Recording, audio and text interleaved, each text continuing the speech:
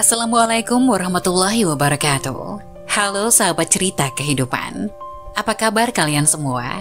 Syukur alhamdulillah kita bisa berjumpa lagi di channel ini.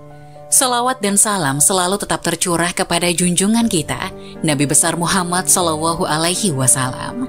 Tidak lupa kami sampaikan salam sehat, salam sejahtera. Semoga kita semua tetap dalam lindungan Allah Subhanahu wa Ta'ala. Seperti biasa, kita akan berbagi kisah dari yang unik, menarik, sampai bikin nangis. Semoga bermanfaat.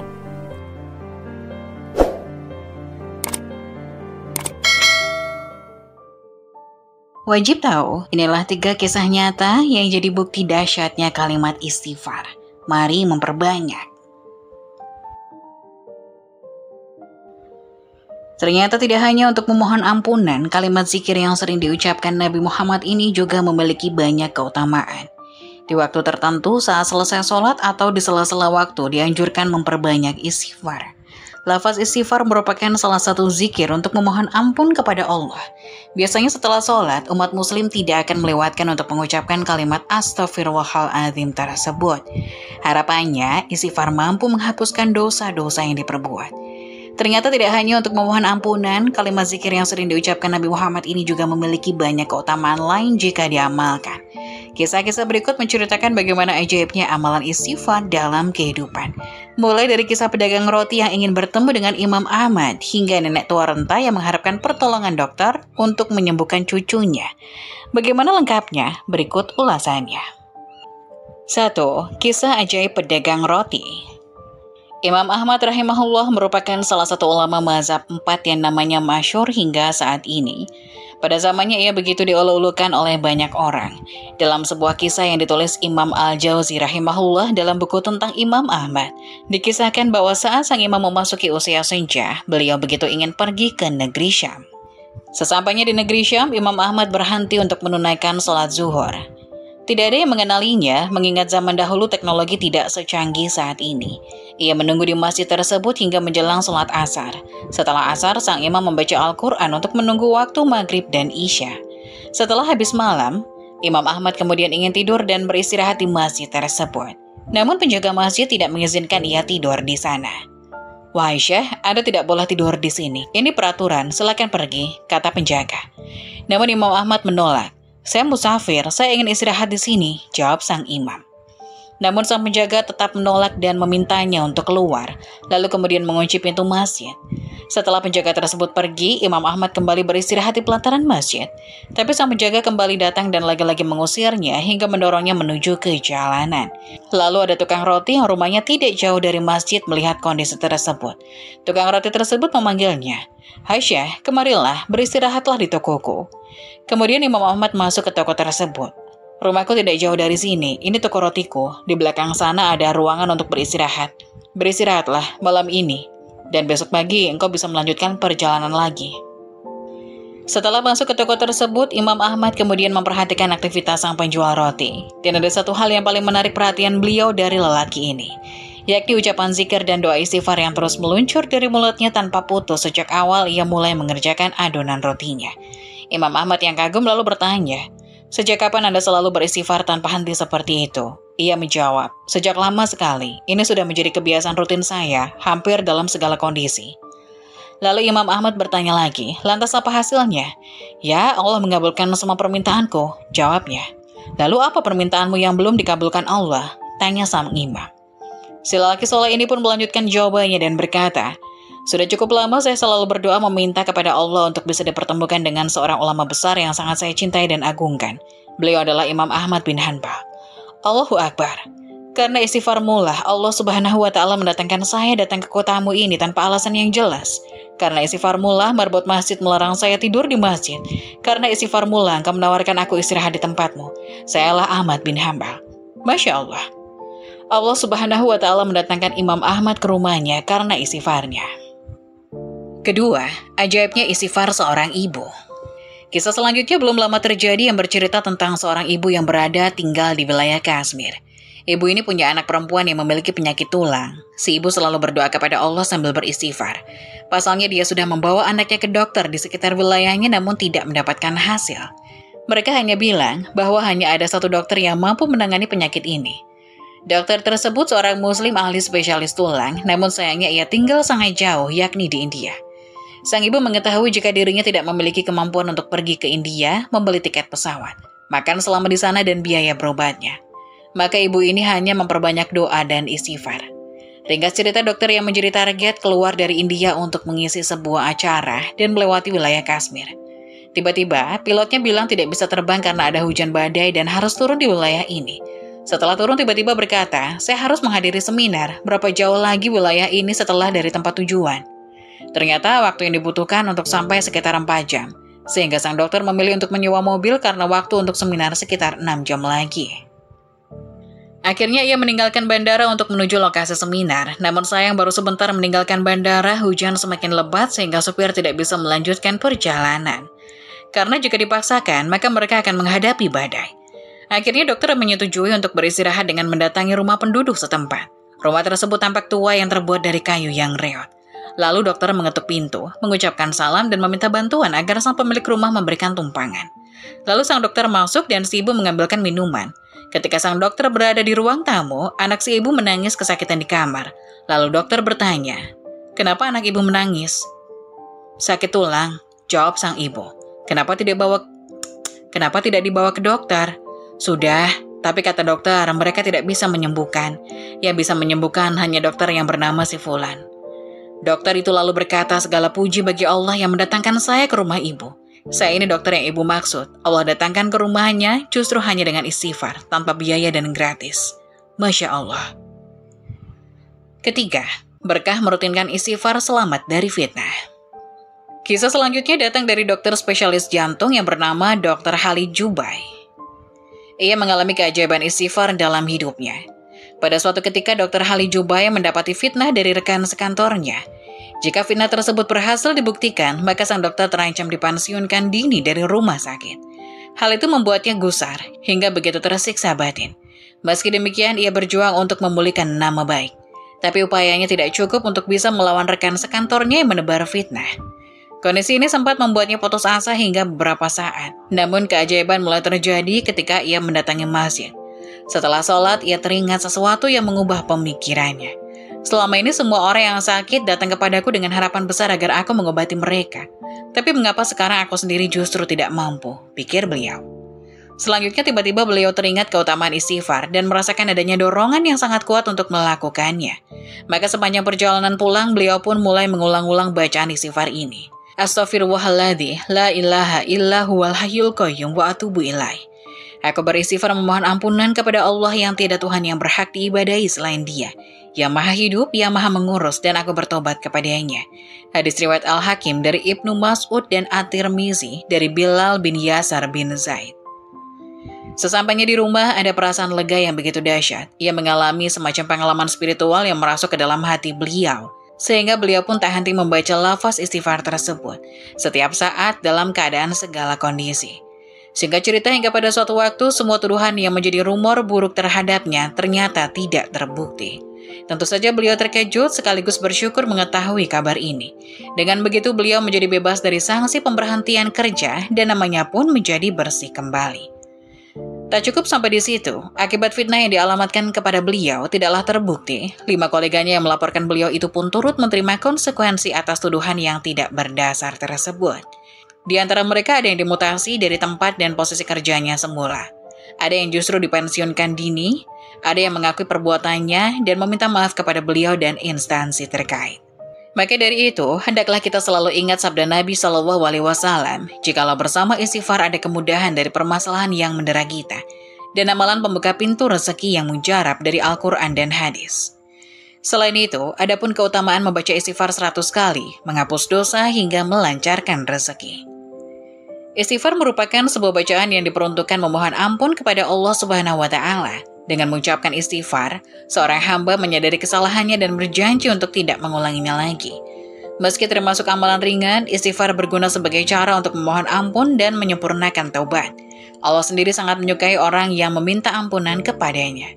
Sesungguhnya aku mencintai orang-orang yang bertobat dan mencintai orang-orang yang mensucikan diri. Quran Surat Al-Baqarah ayat 222. Imam An-Nawawi dalam kitab Al-Azkar menukil sebuah riwayat dalam Sahih Muslim yang menyebut bahwa Rasulullah SAW beristighfar 100 kali dalam sehari. Dari Al-Ghor Al-Muzani radhiyallahu anhu, ia mengatakan bahwa Rasulullah SAW telah bersabda, "Sesungguhnya hatiku telah lalai, aku beristighfar dalam sehari sebanyak 100 kali." Diriwayatkan pada Sahih Bukhari dari Abu Hurairah radhiyallahu anhu, dia katakan bahwa aku mendengar Rasulullah SAW bersabda, "Demi Allah, sungguh aku beristighfar kepada Allah Subhanahu wa Ta'ala dan bertobat kepadanya dalam sehari sebanyak lebih dari 70 kali."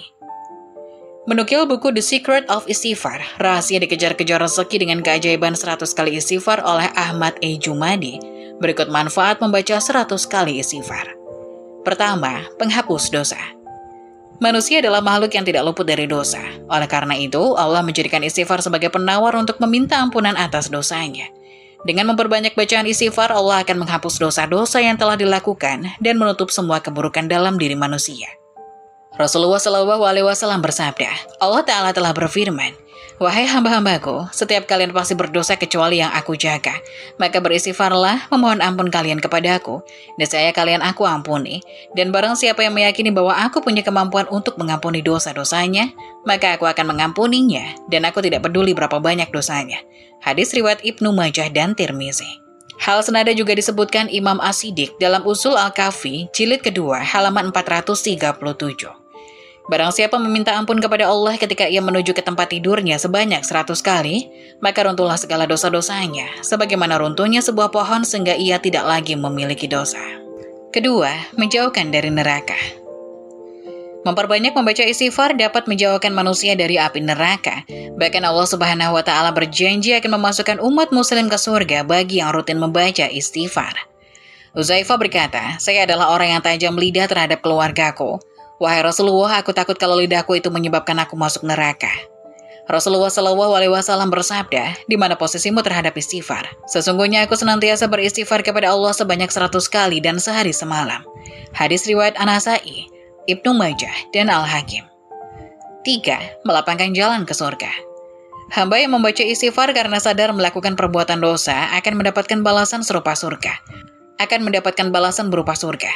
Allah berfirman dalam surat Ali Imran, ayat 135 hingga 136 yang artinya, "Dan juga orang-orang yang apabila mengerjakan perbuatan keji atau menganiaya diri sendiri, mereka ingat akan Allah, lalu memohon ampun terhadap dosa-dosa mereka.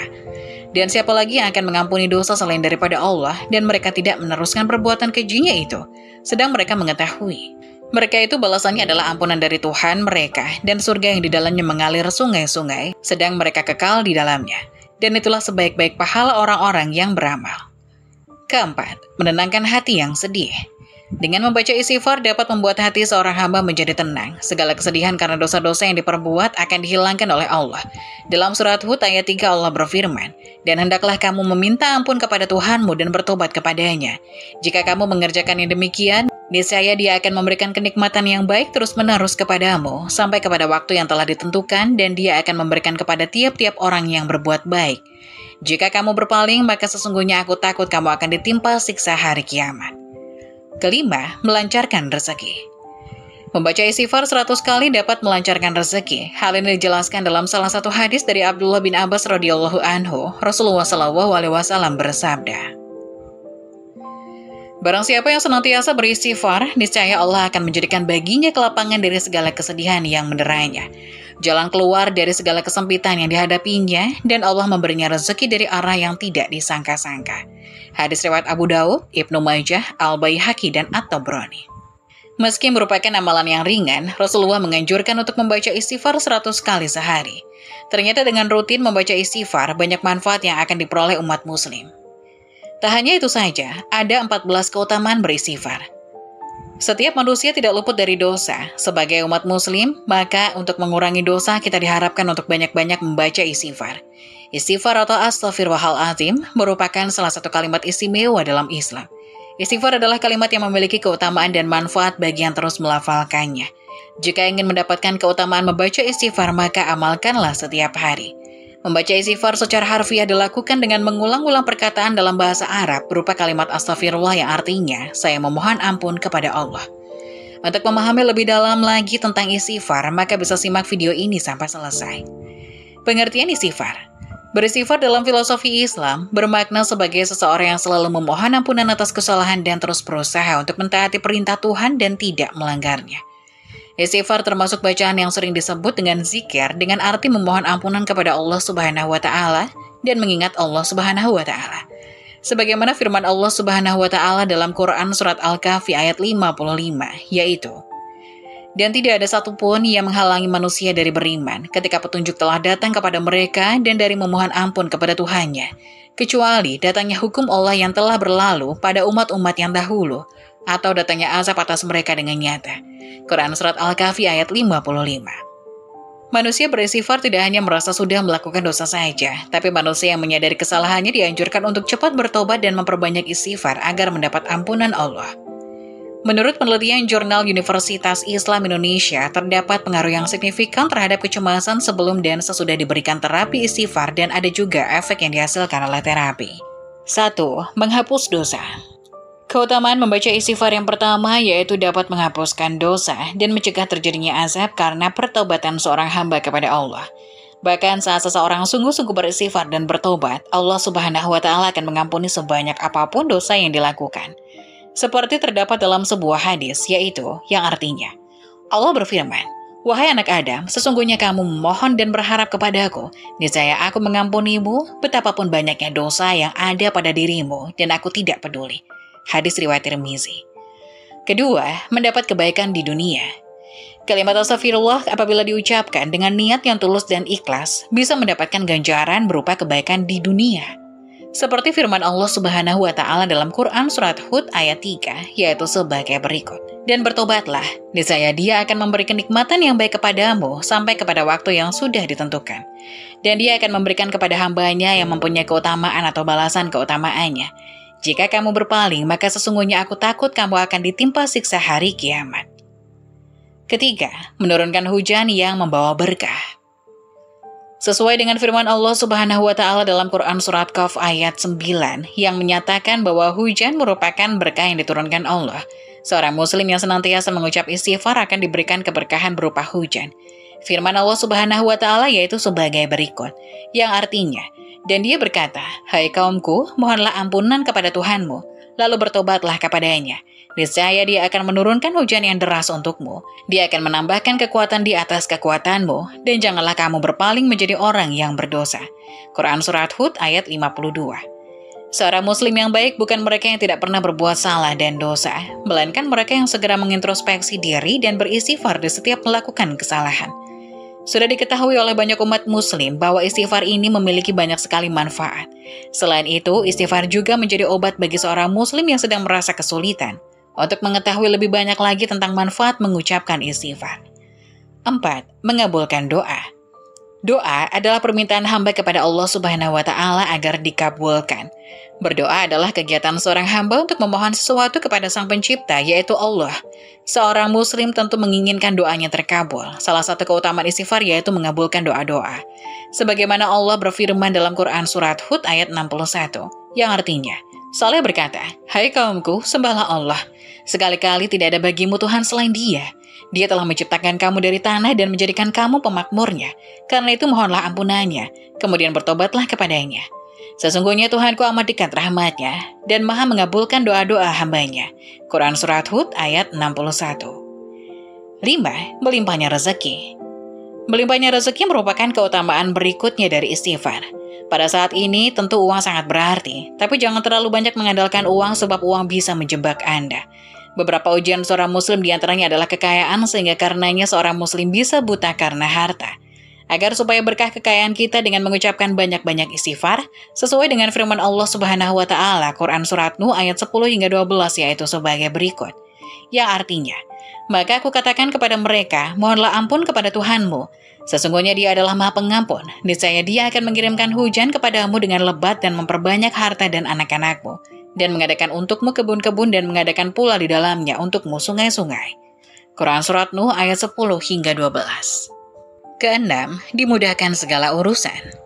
Keutamaan istighfar yang berikutnya adalah dimudahkan segala urusan yang dikerjakan. Nabi Shallallahu Alaihi Wasallam bersabda yang artinya, barang siapa yang memperbanyak istighfar, Allah akan melapangkan kesusahannya, mengeluarkannya dari kesempitan dan memberinya rizki dari jalan yang tidak disangka-sangka. Hadis riwayat Muslim. 7. Mendapatkan rahmat.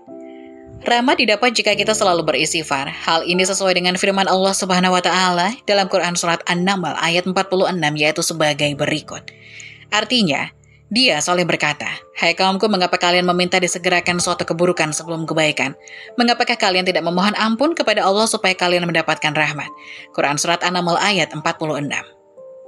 Kedelapan, terhindar dari musibah. Musibah bisa datang kepada siapa saja, tetapi musibah juga bisa dihindari dengan sering membaca istighfar. Sesuai dengan firman Allah Subhanahu wa taala dalam Quran surat Al-Anfal ayat 33 yaitu sebagai berikut. Dan Allah tidak akan menyiksa mereka sedang mereka dalam keadaan beristighfar.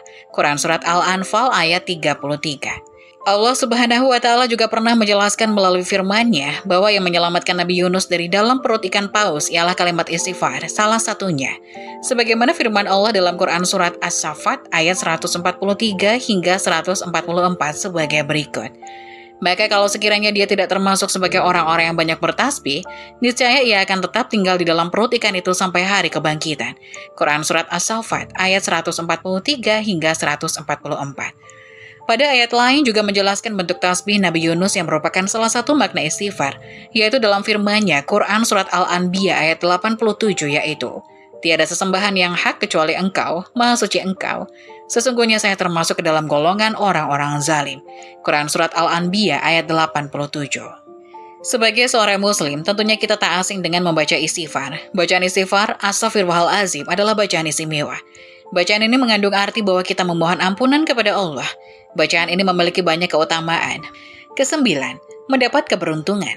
Orang yang banyak membaca kalimat thayyibah ini akan mendapatkan keberuntungan terutama di akhirat. Dalam sebuah hadis Rasulullah bersabda yang artinya, beruntunglah orang yang di dalam catatan amalnya terdapat istighfar yang banyak. Hadis riwayat Ibnu Majah. 10. Ditambah kekuatan. Keutamaan istighfar selanjutnya adalah ditambah kekuatan dari Allah Subhanahu wa taala. Sebagaimana firman Allah Subhanahu wa taala dalam Quran surat Hud ayat 52 yaitu sebagai berikut. Artinya, "Hai kaumku, mohonlah ampun kepada Tuhanmu lalu bertobatlah kepadanya. Niscaya Dia menurunkan hujan yang sangat deras atasmu dan Dia akan menambahkan kekuatan kepada kekuatanmu dan janganlah kamu berpaling dengan perbuatan dosa." Quran surat Hud ayat 52. 11. Dijauhkan dari setan. Cerminan dari iblis yaitu sifat buruk dari setan atau sifat yang tercela. Dengan mengucapkan istighfar maka akan dijauhkan dari godaan-godaan setan yang mengarah kepada hal-hal yang tidak dibenarkan. 12. Membantu membersihkan hati. Dengan membaca istighfar maka seseorang berarti tidak akan lupa Tuhannya dan seseorang sadar akan kesalahan atau kelalaian yang dibuatnya. Jika membaca istighfar membuat hati tenang, maka istighfar juga dapat membersihkan hati dari hal-hal yang buruk yang datang dari luar maupun dari dalam jiwa. Ke-13. Mengikuti perilaku Rasulullah.